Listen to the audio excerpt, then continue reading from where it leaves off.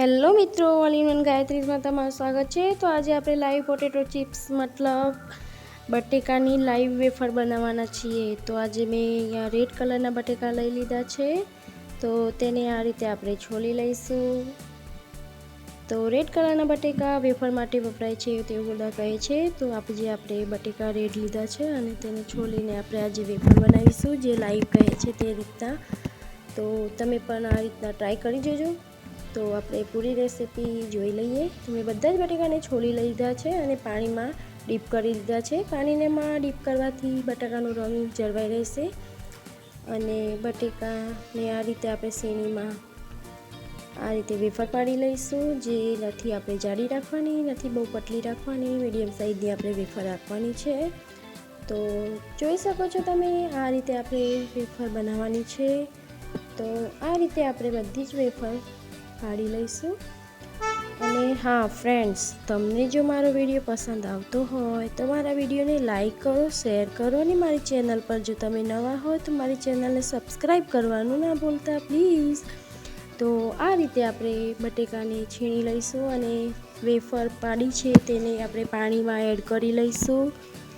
અને મિત્રો, વેફર પાડીને આપણે પાણીમાં એડ કરવાની જરૂરથી, નહીં તો વેફરનો રંગ બદલાઈ જશે અને ડાર્ક થવા લાગશે, જેથી વેફર દેખાવમાં પણ સારી નહીં લાગે।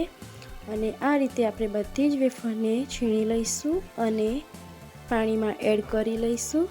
તો જોઈ શકો તમે, હવે આપણે બધી જ વેફર પાડી લીધી છે, જે હવે બીજા ચોખ્ખા પાણીમાં આપણે એડ કરી લઈશું, જેથી બટેકાનો જે સ્ટાર્ચ હશે તે પાણીમાં રહી જશે। અને બીજા ચોખ્ખા પાણીથી સાફ કરી લઈશું અને આપણે એક બીજી બાજુ કપડું લઈ લીધું છે, તેમાં એ વેફરને કાઢી લઈશું આ રીતે। કારણ કે બટેકાને આપણે હવે સીધા તળવાના છે, એટલે આપણે એને બીજા કપડાથી લૂછી લઈશું। જો આ કપડું વધારે ભીનું થઈ ગયેલું હોય તો આપણે બીજું કપડું લઈ અને વેફરને સારી રીતે લૂછી લઈશું। અને બીજી બાજુ તેલ પણ આપણે ગરમ થવા મૂકી દેવાનું છે અને એક વાટકીમાં મીઠું એડ કરીને તેમાં મીઠાનું પાણી આ રીતે ઓગાળીને બનાવી દેવાનું છે, મીઠું ઓગાળીને અને બાજુમાં રાખવાનું છે। તો બીજી બાજુ આપણે વેફર કોરી કરી લીધી છે। હવે તેલ પણ આપણું ગરમ થઈ ગયું છે, તો આપણે ચાલો તળવાનું ચાલુ કરીએ।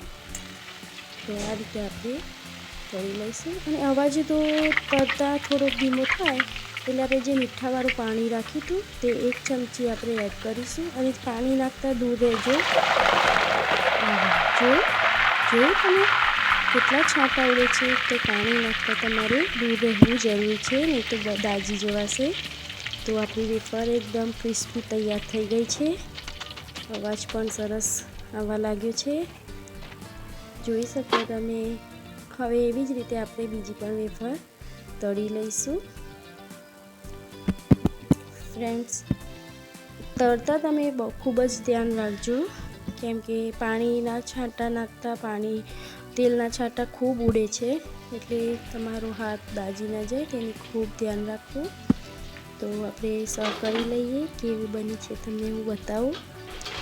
બીજી બાજુ તળાઈ જાય છે, આ રીતે જુઓ અવાજ કેવો આવે છે, વાવ!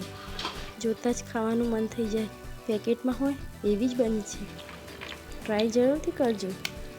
વાવ! અવાજ તો જુઓ તમે, સેમ બજારના પેકેટને પણ ભૂલાવી દે તેવો।